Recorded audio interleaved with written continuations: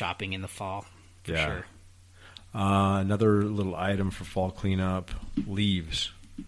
I remember at Marinda, we spent a fair amount of time cleaning the parking lots, more in particular, at least once a week. Right. With the big vacuum truck. Yeah. Going through and cleaning out the gutters. But not only is it visually much more better, appealing to have the leaves cleaned up, but it also can reduce disease problems. Right. Because they kind of harbor disease, at least they can, or bugs. Right. Now, by saying that, not all bugs are bad. But, man, that's just a toss-up as far as, like, do you clean up and reduce habitat for animals and bugs and things like that? Or do you leave it and let it kind of squish down from the snow and wetness? I don't know. Yeah, I lean towards the cleaning up, definitely on the leaves, just because of the pathogen aspect that you can get. Mm-hmm. But yeah, and they're kind of smelly, if it does snow on them and squish down, and get then slimy and smelly. Yeah, it's less work. I think it's a job for sure, but it's a lot easier to move dry leaves than wet leaves. Oh yeah. So I don't know if that answers whatever. But no, I'm a proponent of leaf cleanup. Yeah. Okay. For sure. But yeah, I see what you're saying. Like with shrubs and things like that, perennials and whatnot, allowing those to be uncut for the health of the plant, but then also maybe provide a little bit of shelter. Right. For the critters, and that's all important. We have, they have to live with us. We have to live with them, and so. Right, totally. Let's do it right. And I'm not sure what critters I have around here, but, mice mostly. Snakes. Oh, man, I got to tell you something. I was just doing some cleanup. In your house. Last 2 weeks ago. It wasn't fall, but I was still doing cleanup and whatnot. I like to tinker around in the yard, and dude, guess what I found? Rabbit. Salamander. No way. Yeah, big guy.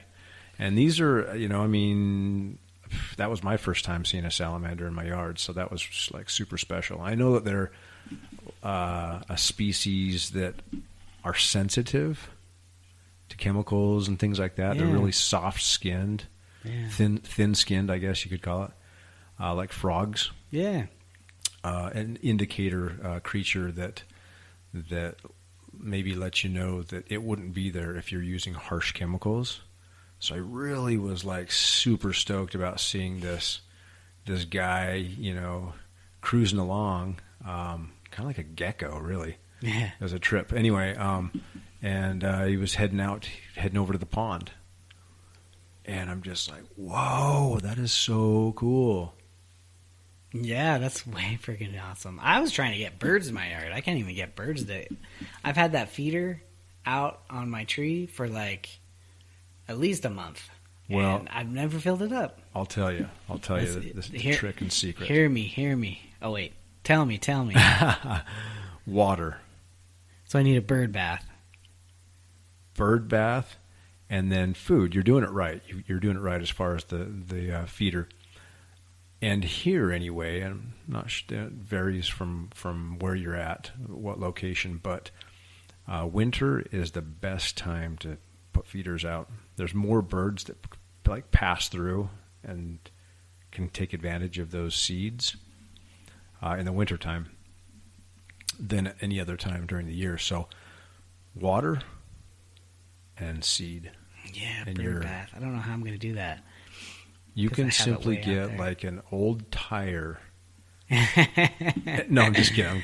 I'm kidding. Birds, they'll find a little puddle and they'll use that to their advantage. Yeah. So it's kind of like fresh is the key. You don't want to get a bird bath and let it go like all mossy and algae like. Well, it's better to have it moving. Oh yeah. So, but I don't. I don't have a little handy pump to. I was gonna say like a little bubbler Yeah, or something. A bubbler. It's a bubbler. Yeah. But that's it. That's the recipe for birds is water and food. Well, I got food. Yeah. They'll come. They're coming. I've had bird feeders before, and I've never had water.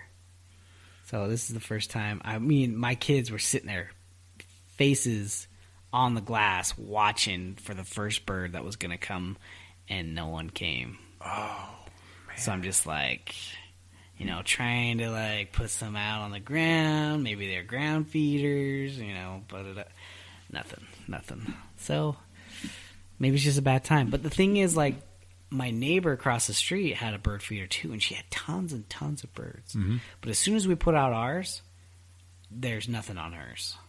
Nothing. So maybe the birds in this area have just moved. It's a migrating time, so there should be some that come flying through. But man, we went off topic big time. Oh yeah. Oh yeah, that's great. Anyway, fall cleanup. What else?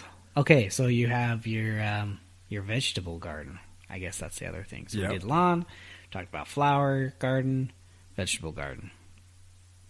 What's your advice? Rip it all out.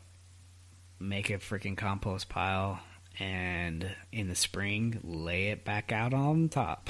Yeah. Till it in. I would say, yeah, that's correct. With a garden, you really want to avoid spores of any kind, powdery mildew and things like that could be harbored from one year to the next. And yeah, clean it up, clear it out. Good time to add some fertilizer to charge the soil for next spring. So rip everything out, lay some fertilizer down, till it all in. Yep, maybe even throw some compost down so and that it put can some compost in it. Yeah, so that it can kind of start to break down. Get them microbial guys going. Yeah, the probiotics. Well, perfect. Probiotics. Well, you know what I mean. No, just kidding.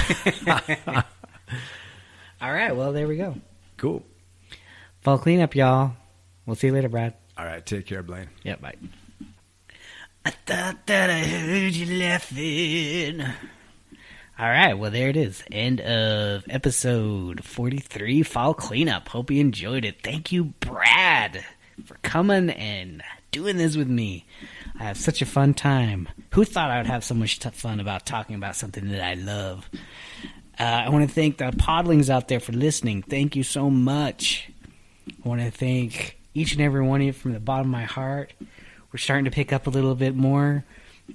Get out there and share it. You guys are my people.